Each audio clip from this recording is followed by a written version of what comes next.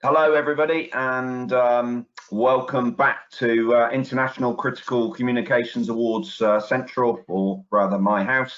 I'm Robin Davis. I'm the chair of the judging panel. I'm also the chair of the TCCA Future Technologies group. So welcome to you all. I'd like to welcome Thomas, who has joined us.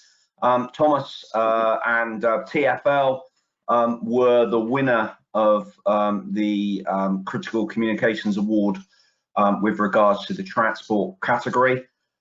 So Thomas, welcome. Thank you, Robin, and thank you for this award. Yes. Well, obviously, all the judges unanimously voted that your presentation, your story, your case study, the innovation met all the criteria.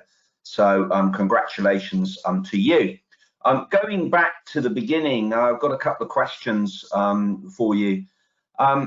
So why did you enter? What made you think, oh, you know, I will put a submission in and have a bit of a go at this? Absolutely. I mean, it's always been recognised that these are some of the leading awards in the sector to recognise what has been sort of groundbreaking ways of pushing the boundaries of what's possible with radio and critical communications, and the ability to be sort of recognised by a neutral panel as to just how well a lot of the people that I've been working with have done on this project. It was an, you know, coming back to the award presented to you guys, you know, we saw very much about the challenge that you had, what you were trying to do. I think you did talk, you know, last week during the actual slide presentation to the judges, that yes, this was for TfL, but also other organisations has now taken this forward. Do you want to tell us a bit more about that? Yeah, sure, absolutely. So whilst it's TfL that's actually provided this service, it's actually used by third parties to TfL. So just to name a couple, sort of Stagecoach are our biggest external user of this service. I had a little look before coming online now, and they've currently got 30 of these vehicles out in service as we speak right now on the roads of London using the service. As well as others such as London United, Sullivan's, and another company called HCT or CT Plus that are another operator that work with Transport for London.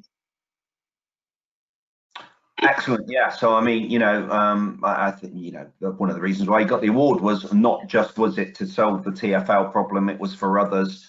It was very innovative and so on and so forth. So what we're now going to do is I'm going to drop off of this. I'm going to hand over totally to you. I know you've got a few slides for the audience and for the members to have a look at, to tell them a bit more about what you've actually done, and I'm sure everybody will find that very interesting. So I will hand over to you. I will now say goodbye to the audience and look forward to listening to hear what you've got to say, which equally just, you know, adds to the reason why the judges felt that the best submission we had was from yourself and TfL. So one last congratulations from me.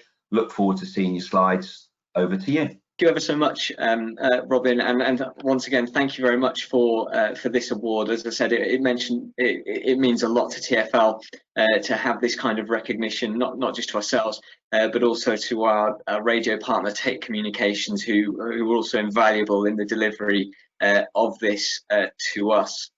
And when we pitched to the judges, we wanted people to see this very much as an example of not just how we responded to a really, really big challenge that we faced to us as a business, but equally we wanted to show that despite the pressure that was really on the team, we actually still have managed to deliver something here that's a fantastic base that can actually be taken forward by TfL and built upon. So what was this challenge that we faced? Well, we were required by the Department for Transport to provide at very, very short notice some extra capacity on our school routes back in time for the beginning of the school term in autumn this year. But as you can see from some of the numbers on the right, it was an enormous challenge, because we were notified approximately 28 days before we had to go live with this service. And this wasn't merely a case of pulling an existing solution off a shelf and putting it out there. We actually had to fully design and deliver this service. Ultimately, a scalable communication service to up to 80 vehicles, we were told at the time. They had some core functionality, which you can see on the left-hand side of the screen there, that it must provide a link into our network management control center as an emergency link, and the ability for buses that were coming from outside of London to bolster this service and provide the extra capacity. Must be able to also communicate with the garage control center that they were going to be contracted to. But this was, as I said, it was foreseen to be up to 80 buses at the time. But as our bus operations team, who we had to work incredibly closely with throughout this delivery, were identifying the sources of these vehicles, we would actually only have access to the actual vehicle itself and know what type of vehicle it was going to be approximately between sort of a week and 24 hours before go live. And why is communication so critical in this scenario? Well, radio communicate or no radio communications on a TfL contracted route means no service. A bus cannot go into service, especially it would be regarded when transporting minors. They cannot go into service without that emergency communications function. So what did we ultimately decide to do? Well, we decided to take our existing push-to-talk over cellular service that was actually only designed at the time for on-street use and modify it for so that it was suitable within the cab environment. And ultimately, this was a very cost-efficient way for us to roll this out. We had to be particularly creative when it came to this deployment, because you're not allowed to have a smartphone operated within the cab or by a driver. So all the functions of this smart device actually had to be controlled by a wearable device with through just selection of 3 buttons. And as we all know, simple can be very, very hard to design. But this was incredibly innovative. Whilst push-to-talk as a concept is not particularly new, ours is actually fully integrated with our Surface digital mobile radio network. So our users can then take advantage of these predefined talk groups that are already set up and effectively from day one become a member of one of our existing bus operators. It's been an incredibly reliable service. The push-to-talk service has been really, really stable now with over 350 total users, these new users and our on-street users, with only actually a single ticket been raised through our help desk since the go live of this service in September. And ultimately, the solution actually met all of our users' needs. All of the must-have requirements were achieved to time, cost, and quality. So ultimately, what was it that was delivered? Well, it was a supportable, scalable communication solution. Essentially, it's a smart device that sits within a cradle that has a really a high suction cup on one end, so that it can then be also then mounted in a location within the cab where the driver can't actually touch the smart device, and it's entirely operated by this wireless worn device. So just to be clear, in order to be compliant with the Road Traffic Act, it's not to be picked up and used. It has to be either strapped to the dashboard or actually worn and just the buttons pressed, in which case it then constitutes being a two-way radio as opposed to use of a smart device.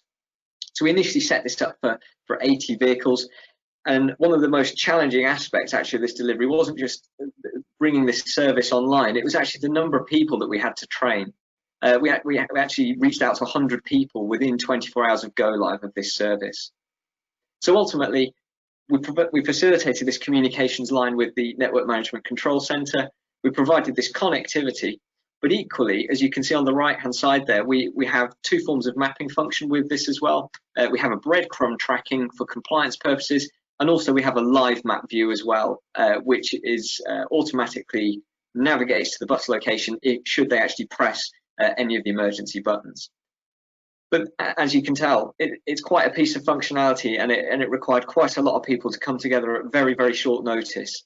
And it was only down to really some quite extraordinary efforts from not just members of the TfL project team, but also those at Take Communications and with our bus operators in order to develop this product to such short timescales whilst facing all the challenges that many communications professionals do as a result of the COVID era. But thank you very much for the award.